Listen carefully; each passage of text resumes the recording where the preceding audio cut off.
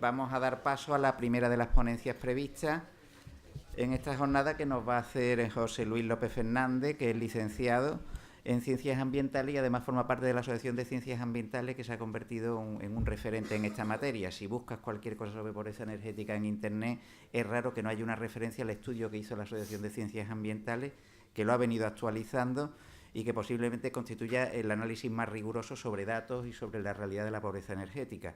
Hemos querido que ellos vengan a hacer la ponencia más que nada para de alguna manera poner un poquito, como si dijéramos, el toro en suerte, para cuando estamos hablando de pobreza energética saber realmente de qué estamos hablando y a quiénes nos estamos refiriendo. Sin más, le doy la palabra a José Luis cuando quiera. Muchas gracias, Ignacio, y bueno, en primer lugar, buenos días a todos ustedes. Agradecer al defensor del pueblo andaluz que nos haya dado la oportunidad de estar aquí, que nos haya invitado, y a la Fundación La Caja Rural del Sur por alojar la jornada.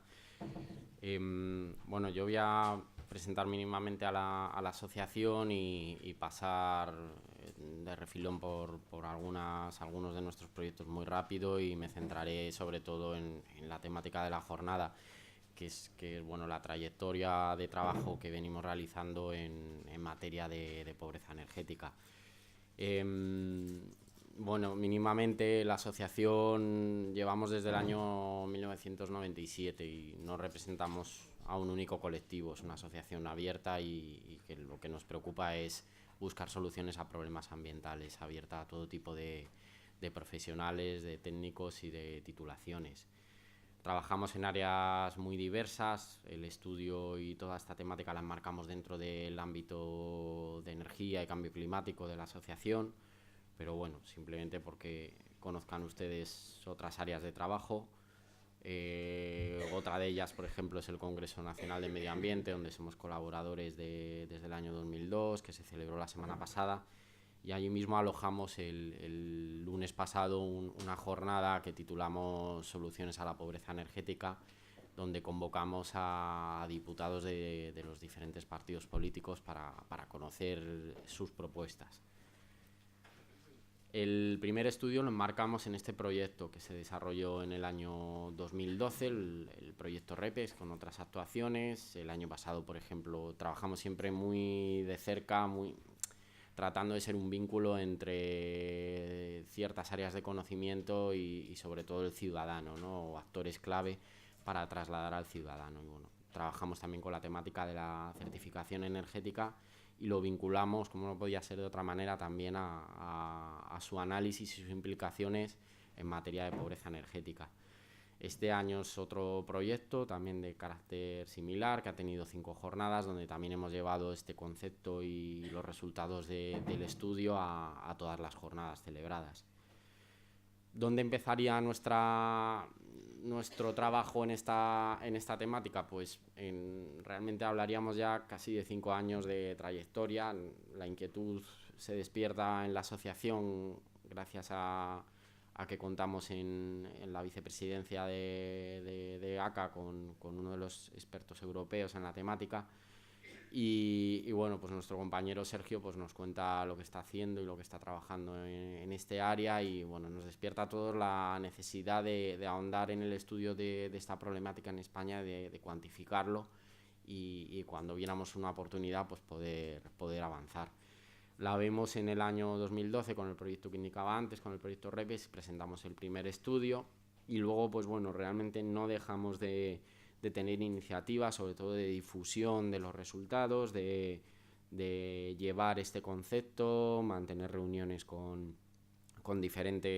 partidos políticos, acudir a todo tipo de foros, congresos donde podamos, digamos, trasladar esta problemática. Y en marzo de este año pues realizamos un segundo estudio actualizando los datos. ¿Qué es esto de la pobreza energética? Bueno, se ha hablado y lo conocerán ya ustedes, y se ha hablado además en la inauguración, pero básicamente nosotros desde ACA la definimos como la incapacidad del hogar para hacer frente a esas facturas de la energía doméstica. O bien cuando aún no se está en esa situación pero se está destinando un gasto desproporcionado, es decir, cuando se supera ya una frontera de vulnerabilidad, y ante cualquier cambio de circunstancia personal que afecte al hogar, pongamos pues ese hogar que está en este límite y de repente pues tiene por ejemplo, pues un niño y tiene unas necesidades ya de climatización diferentes a las que tenía cuando solo había personas adultas, o tiene algún tipo sobreviene algún tipo de enfermedad que exige tener un aparato conectado X horas al día y aumenta la demanda energética, el consumo energético de ese hogar. Ante esa situación, digamos, nosotros situamos en vulnerabilidad tanto el que ya no puede pagar como el que se encuentra en una situación de gasto desproporcionado. Y básicamente esta problemática surge con la combinación de 3 patas o factores que se ven no muy bien, pero bueno, en este esquema muy simple. Básicamente es las circunstancias económicas o la renta que tenga ese hogar, los precios de la energía y la eficiencia energética, por el gran peso que tiene la climatización en el consumo energético del hogar a lo largo de un año. La eficiencia energética es la otra pata, digamos, que condiciona a que un hogar entre en esta situación de vulnerabilidad, ¿no? ¿Qué ocurre con todo esto? Pues lo que han marcado la inauguración. Realmente ocurre que cada vez más hogares se encuentran ante un nuevo drama. La pobreza energética no es algo nuevo. Probablemente si hablamos con personas de otras generaciones nos podrán contar lo que es una situación de pobreza energética real que han vivido desde hace muchos años, pero que realmente no tenía, a lo mejor quizás no se le había dado un nombre. Pero bueno, lo que ocurre en estos años de la crisis es que empieza a afectar a cada vez más familias y aparentemente que se veían fuera de esta situación de vulnerabilidad. Y noticias como estas, con constantes incrementos en los precios de la energía, luz, gas, pues no ayudan a que esto tenga una solución, ¿no? Hay otras definiciones, también se ha mencionado, desde el año 1991 Reino Unido es el país pionero en el análisis de esta temática. Tienen una estrategia a nivel país desde hace años para eliminarlo, y bueno, pues las definiciones de pobreza energética no están estandarizadas, no existe una definición única. Pues indicaba que la anterior era la definición que establecimos desde ACA, ¿no? Pero aquí tenéis otras definiciones. La definición de Brenda Borman, que es la pionera del Reino Unido, se cambió en el año 2011, si no me equivoco, y bueno, redefinieron el concepto de hogar en situación de pobreza energética en Reino Unido. Pero bueno, en el primer estudio llegamos a una serie de conclusiones en el año 2010, que era el último que podíamos analizar. Cuando lo finalizamos, en torno a un 10% de los hogares se encontraban en esta situación de vulnerabilidad. Observamos que los hogares con sus miembros en situación de desempleo eran los que habían sufrido mayor incremento, los más afectados por la pobreza energética, pero además los que de forma más rápida había aumentado. Vimos que esto de la pobreza energética tiene consecuencias sobre la salud, y en su versión, digamos, más extrema, causa la muerte prematura de personas que están en situación de, por ejemplo, enfermedades crónicas, o personas, digamos, de mayor vulnerabilidad, ¿no? en términos de salud. Observamos también, o desde la asociación planteamos, que realmente de las 3 partes que conforman la pobreza energética, entendemos que la que puede solucionarlo a medio o largo plazo realmente es actuar sobre la vivienda para hacer al hogar más independiente ante cambios de su situación económica o ante posibles incrementos de los precios de la energía, ¿no? Y por otro lado, hicimos un análisis de esas políticas y medidas que yo creo que es la finalidad de analizar todo esto, encontrar medidas que permitan no solo paliar, sino erradicar la pobreza energética. Y vimos que eran totalmente insuficientes ya en el año 2012, ¿no? En el año 2014, durante ese impasse de 2 años, pues hay muchísimo movimiento a nivel de iniciativas en ayuntamientos, comunidades autónomas, entidades sociales, manifestaciones contra la pobreza energética, algo que era un poco impensable cuando, pues por ejemplo, les indicaba que en el año 2009 nos cuenta el compañero que es toda esta problemática, ¿no? Y bueno, nos vemos en la necesidad de realizar un segundo estudio. Lo presentamos este año a finales de marzo, y básicamente es una actualización del primer estudio con alguna componente más, como por ejemplo el análisis de si estaba afectando de igual forma la pobreza energética o de la vulnerabilidad en zonas rurales o en zonas urbanas, ¿no? Y bueno, volvemos a hacer una revisión de las medidas existentes, también incluimos una serie de recomendaciones. ¿Qué ocurre en todo este periodo? ¿Qué es lo que observamos? Pues bueno, ahí hay dos líneas, básicamente una es la renta media de los hogares, tomando como año base el año 2006, pues la línea azul se puede observar que en el año 2012 prácticamente está en el mismo nivel. Es decir, los hogares tienen una disponibilidad económica muy parecida con el paso de estos años. Sin embargo, sus gastos medios en el pago de las facturas de la energía se han disparado casi un 50%, ¿no? Tomando los mismos años. Entonces, bueno, esta disparidad y este cruce de las dos líneas nos da muestra pues del esfuerzo que están haciendo cada vez más familias para poder asumir los costes de la energía doméstica.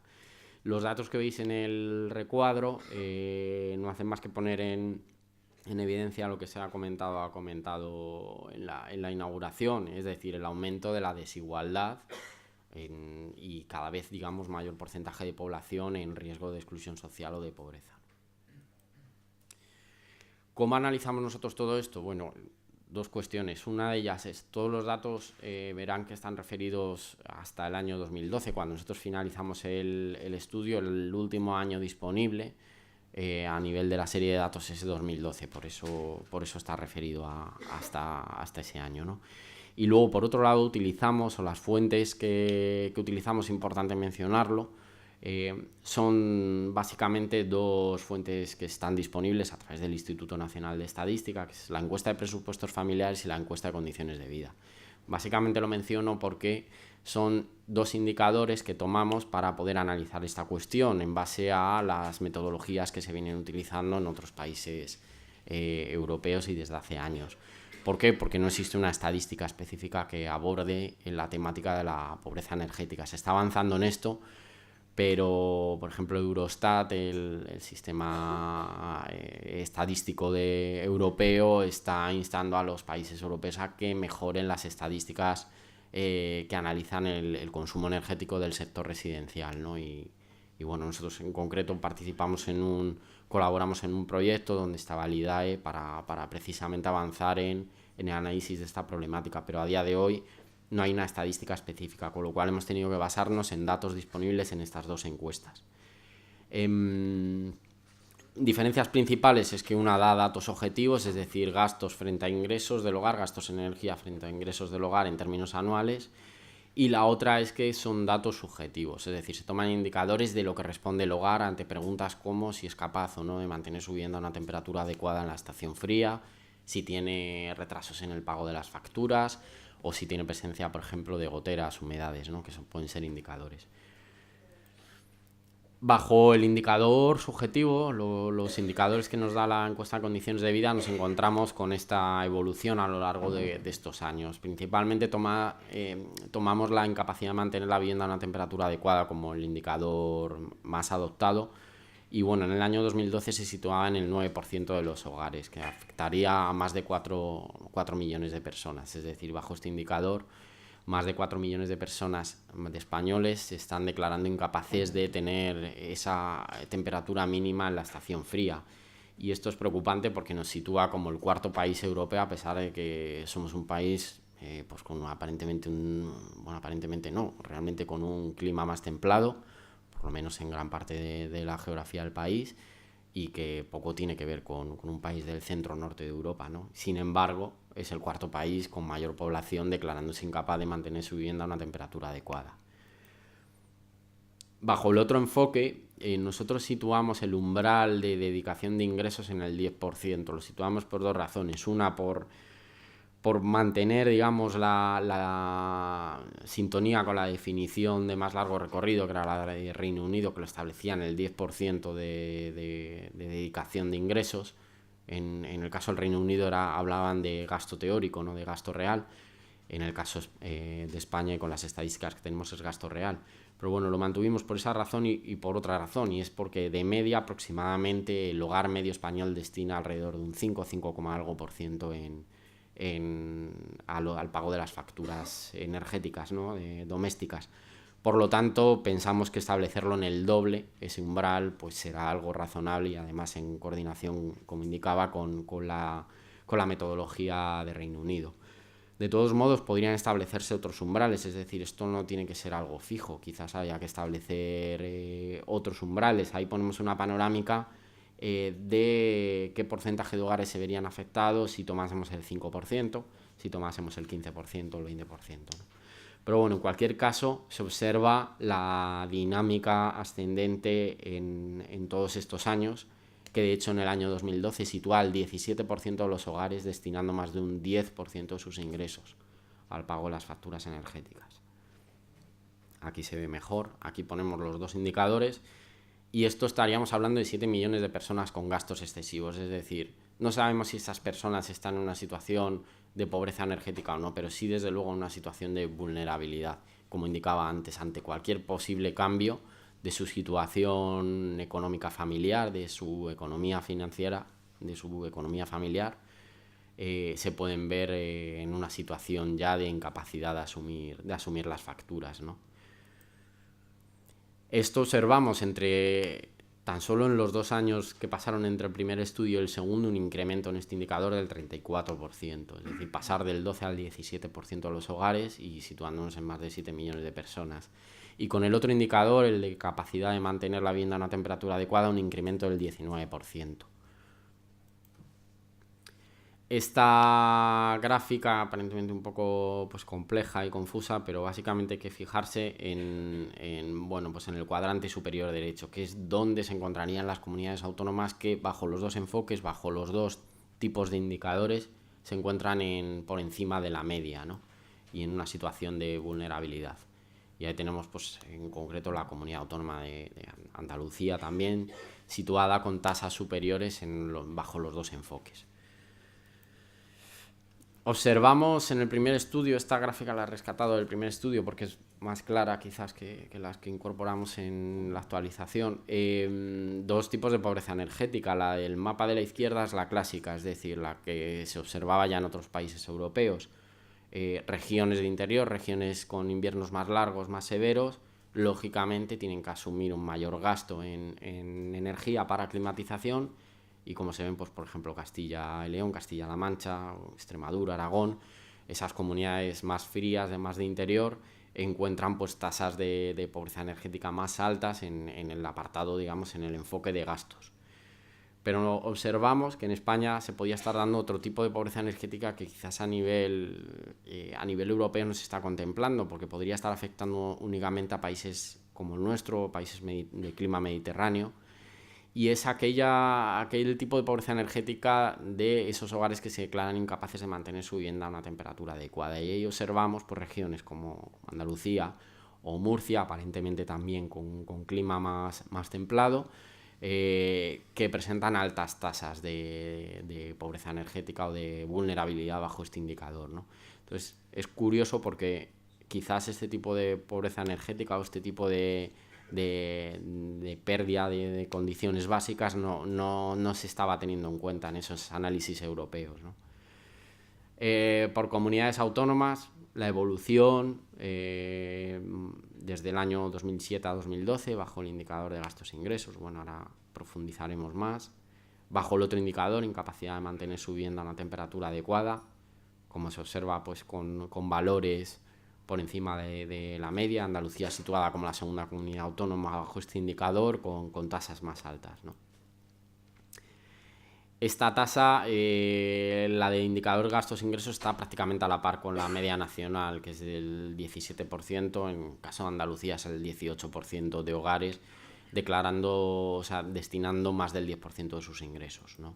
Y bajo el otro indicador sí que hay una diferencia importante, desde el 9, que es la media del país, hasta el 13, ¿no? Ahí Andalucía se sitúa, como indicaba, como la segunda comunidad autónoma con la tasa más alta. Y esta es la panorámica, voy a volver para atrás, pero bueno, la panorámica bajo los dos enfoques. Pero voy a pasar más rápido para intentar ganar tiempo en lo que ya he mencionado. Estas son las conclusiones también, me disculpen porque aparece Castilla y León y no debería aparecer Castilla y León, pero son los datos de Andalucía. Respecto a la densidad de población, ese análisis lo quisimos hacer, ¿por qué? Porque hay las comunidades autónomas y las regiones del país son muy diferentes a nivel de distribución de la población en grandes ciudades o en municipios donde hay menor densidad de población. Es decir, deberán establecerse estrategias diferentes para regiones o comunidades autónomas donde la mayor parte de la población, una gran parte de la población, habite en zonas densamente pobladas o donde se produzca lo contrario, que haya más núcleos rurales y más dispersión de la población y otra tipología, por ejemplo, de edificaciones, ¿no? Lo que observamos analizando esta cuestión es que las zonas rurales se encontraban en una situación de mayor vulnerabilidad. Bajo el indicador de gastos e ingresos se observa que no solo a nivel relativo, sino incluso a nivel absoluto, de los 11 millones que viven en zonas escasamente pobladas, 3 están destinando gastos desproporcionados frente a los 2,5 de las zonas urbanas o zonas de mayor densidad de población.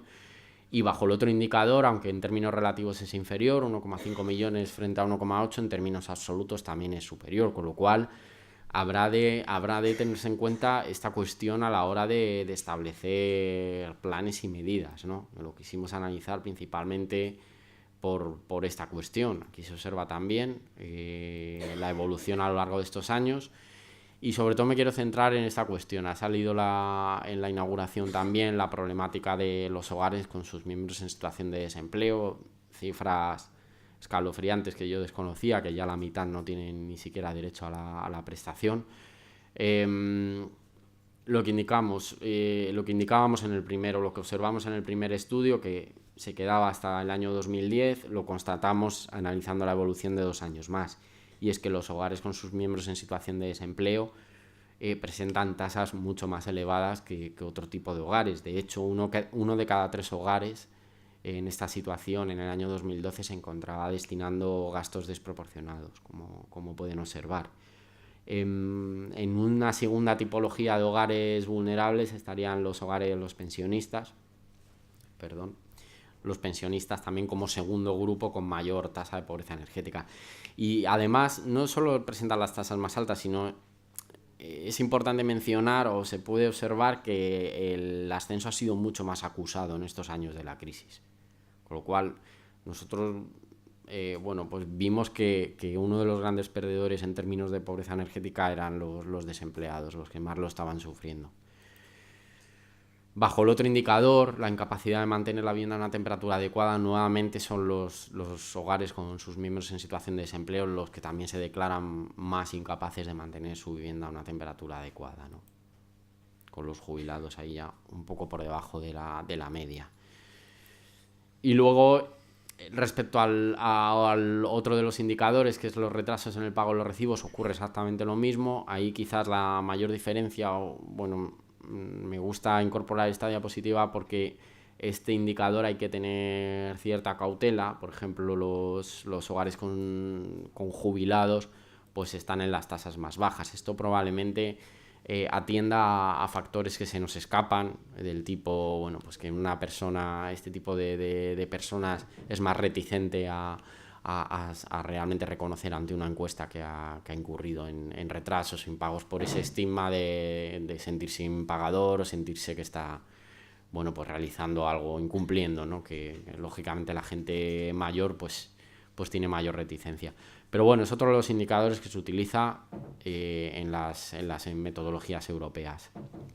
Y esta gráfica, que es un poco liosa, pero básicamente resume los datos que he ido mencionando bajo los dos enfoques, es decir, los incrementos y además los incrementos que se han producido desde 2007 a 2012, en los años de toda la evolución que hemos podido observar, toda la serie de datos disponible, Y luego, por otro lado, observa por diferente tipología de hogar, y nuevamente se puede ver la línea de puntos en el caso de los hogares con sus miembros en situación de desempleo, el fuerte ascenso que se produce, ¿no? En tan solo en estos 5 años de evolución.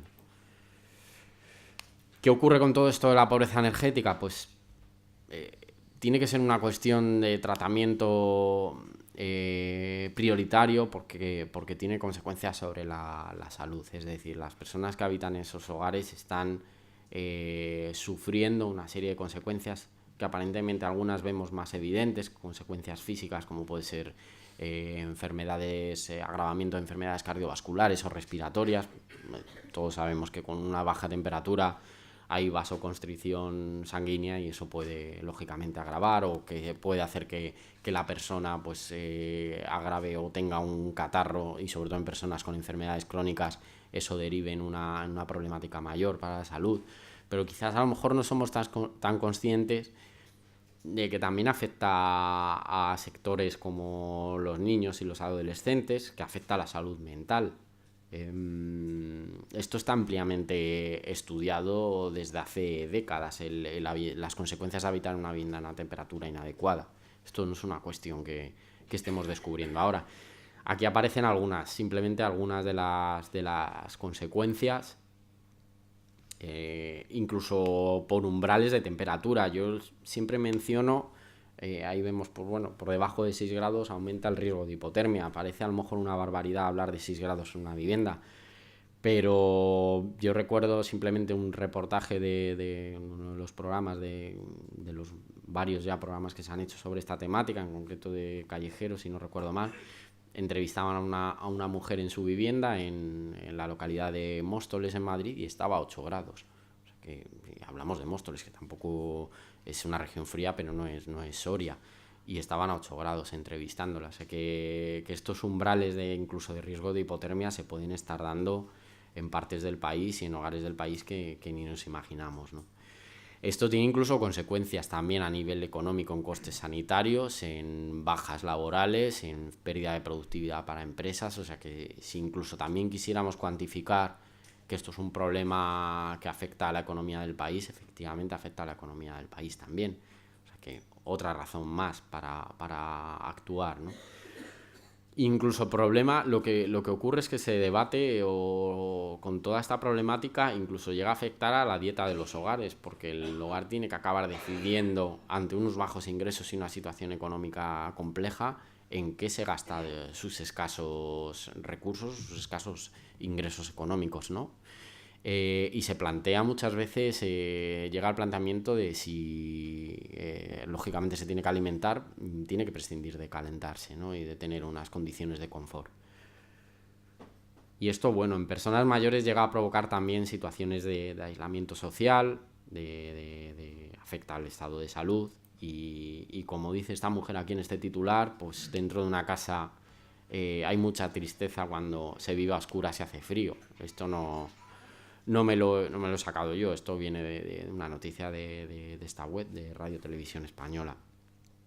Respecto a estas consecuencias sobre la salud, volviendo al tema de la mortalidad, pues es la consecuencia realmente más extrema, que es la causa, la mortalidad prematura de determinado sector de la población. Ahora veremos las cifras en España, pero ahí también una noticia del caso de Reino Unido, hablaríamos de alrededor de entre 10.000, 15.000 muertes, digamos, al año provocadas por la pobreza energética, ¿no? De esa mortalidad adicional que se produce en la estación fría. Esto en España tiene una de las tasas, digamos, más altas, es solo por detrás de Irlanda y Portugal, y supone de tasas de mortalidad adicional en la estación fría de noviembre a marzo. Supone alrededor de unas 23.000 muertes adicionales respecto al resto del año. Hay diversos estudios que indican de esa mortalidad adicional de invierno qué porcentaje se debe a una situación de pobreza energética o a habitar en una vivienda con temperatura inadecuada. Hay diferentes umbrales que van desde el 10 al 40%, hay un estudio de la Organización Mundial de la Salud que hablaba del 30%. Bueno, nosotros en el último estudio tomamos ese umbral, digamos, porcentaje del 30%, y eso supondría en España más de 7.000 muertes anuales de forma prematura provocadas por habitar en viviendas en condiciones inadecuadas de temperatura y confort. Esta cifra podrá ser discutible o no. Ahora veremos también que un informe de la ONU habla de 10.000 y no lo hemos dicho nosotros en nuestro estudio, pero lo ponemos ahí, digamos, en una comparativa con esa línea roja que ven ustedes marca las víctimas de accidentes de tráfico en carretera. No lo hacemos porque consideremos más importante unas víctimas que otras, ni muchísimo menos. De hecho, lo hacemos principalmente porque contra las víctimas de accidentes de tráfico en carretera se lleva luchando con campañas de comunicación y de sensibilización pues varias décadas. Con la pobreza energética es una cuestión oculta de la que hemos empezado a hablar en los últimos años, ¿no? Entonces, simplemente hacer esa comparativa para llamar la atención que es necesario buscar soluciones, que se pueden evitar enfermedades, se pueden evitar situaciones como estas. Este es el informe que mencionaba de 10.000 muertes prematuras en España, indicado por la ONU. Y bueno, ya pasaría para ir finalizando a esa revisión que realizamos de las medidas que se estaban llevando a cabo para paliar o para mitigar la pobreza energética. Lo realizamos en 2012 y lo volvimos a actualizar en 2014 en el segundo estudio. Y lo hicimos básicamente siguiendo el esquema inicial de las componentes que conforman la pobreza energética que indicaban las primeras diapositivas, es decir, eficiencia energética de la vivienda, ingresos del hogar y precios de la energía. Bajo esa triple perspectiva, respecto a los precios de la energía, vimos que la única medida que existía para ayudar a estos hogares más vulnerables era el bono social. Ahora hablaré del bono social. Bajo la pata de la eficiencia energética de la vivienda sí que observamos un cambio respecto a 2012, es decir, 2013 fue un año muy prolífico en cuanto a normativa relativa a la eficiencia energética en el sector de la edificación, con aprobaciones como la ley de las 3 Rs, actualización del Código Técnico de la Edificación, el Plan Estatal de Vivienda y Rehabilitación 2013-2016, certificación energética de edificios, es decir, un año en el que parece que se aprobó todo a la vez, ¿no?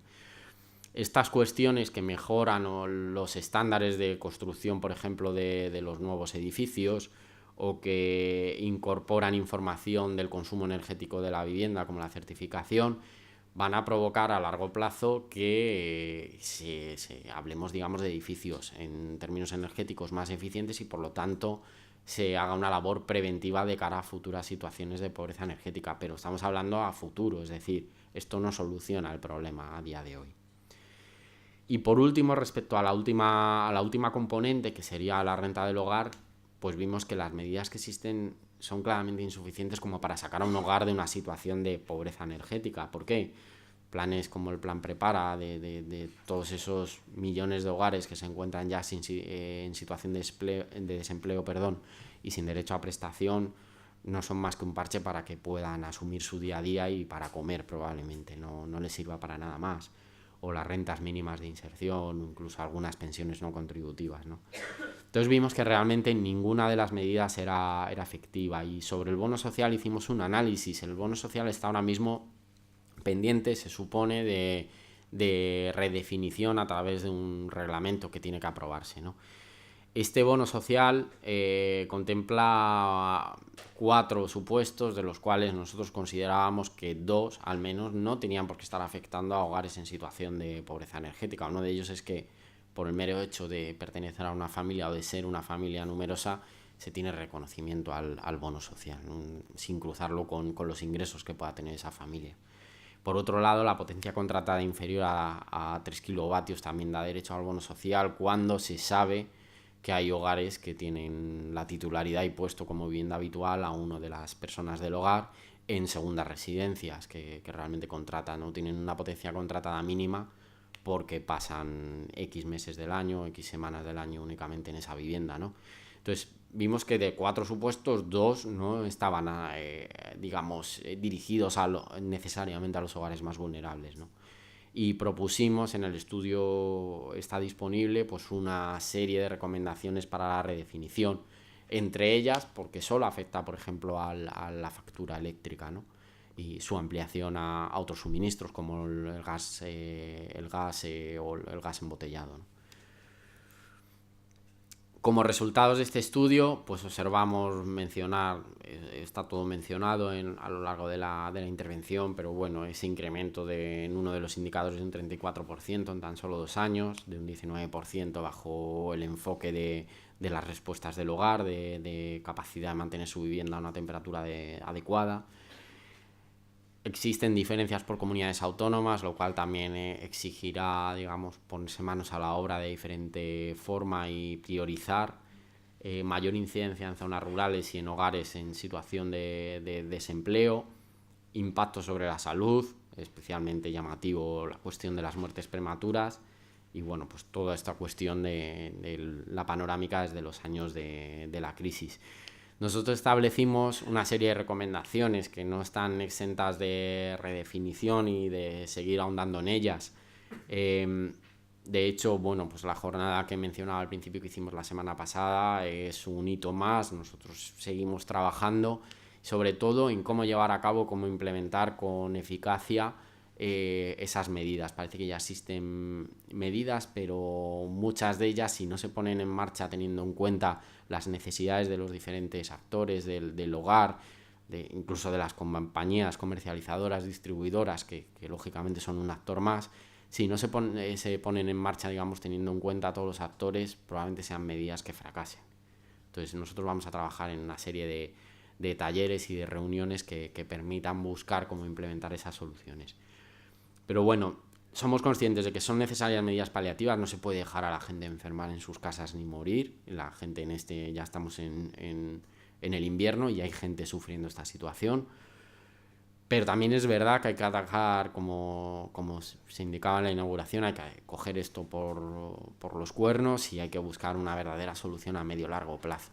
Nosotros entendemos que la parte de la edificación tiene mucho que hacer y es la que verdaderamente lo podría solucionar.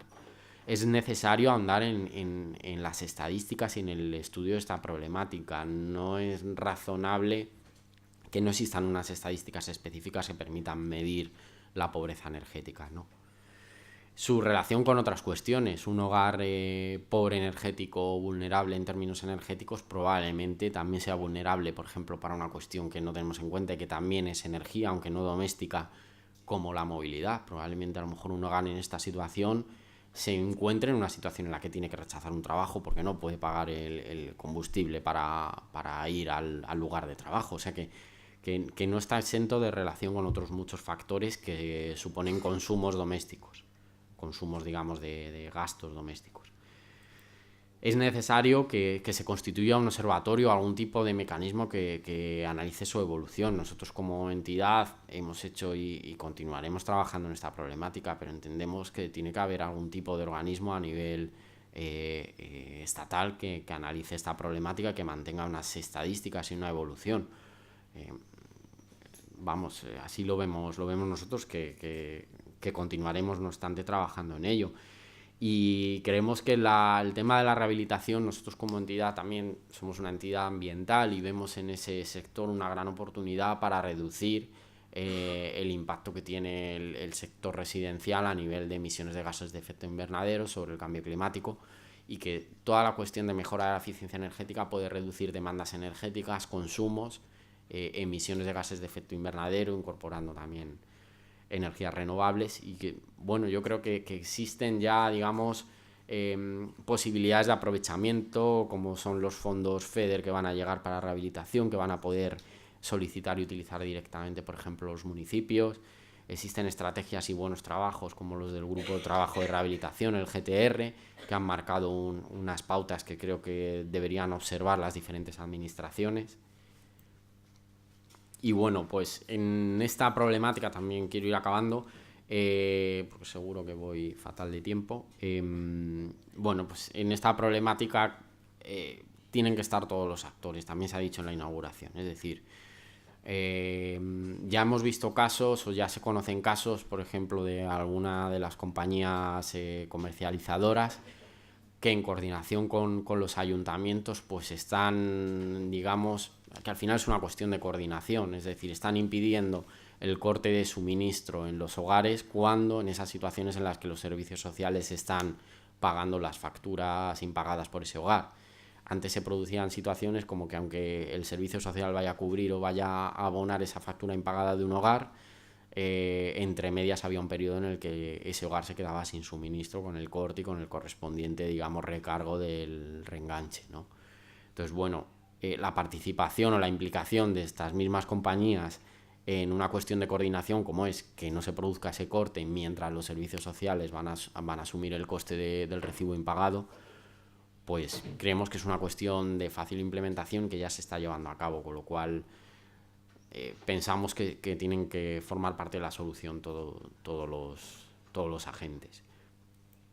Bueno, nada, para finalizar, nosotros hemos hecho estos estudios, pero quizás no serían conocidos si no hubiéramos hecho una intensa labor de comunicación, de difusión, a veces estudios excelentes, tesis doctorales y multitud de análisis se quedan en un cajón porque no se le da la difusión, y nosotros pues hicimos todo lo que pudimos por trasladar, con fichas temáticas, con artículos, participación en medios de comunicación, vídeos, acciones en redes sociales. Conseguimos que por un día pues fueran tendencia las palabras pobreza energética, y que a través de una iniciativa grabamos una serie de vídeos en diferentes lenguas, en lengua de signos también, para explicar el concepto y para reclamar soluciones antes de las elecciones europeas, las últimas elecciones europeas. Y bueno, vamos a tratar y a seguir en esta línea. Esta es la acción que comentaba, que mínimamente incluido la diapositiva. El último hito es el que mencionaba la semana pasada. Hemos subido a nuestra página web ya un pequeño artículo de conclusiones, pero subiremos el vídeo de la jornada porque realmente es interesante ver ese debate, porque participaron los diputados que debatieron la última proposición de ley que presentó el Grupo Socialista, que se debatió en el Congreso de los Diputados en el mes de octubre. Y bueno, asistieron a la jornada prácticamente los mismos diputados, y bueno, pues os animo lo publicaremos en las redes cuando esté el vídeo y esté el artículo más extenso, pero bueno, interesante también verlo. Y nada más, agradecer mucho la atención de todos ustedes y la invitación al defensor del pueblo. Muchas gracias.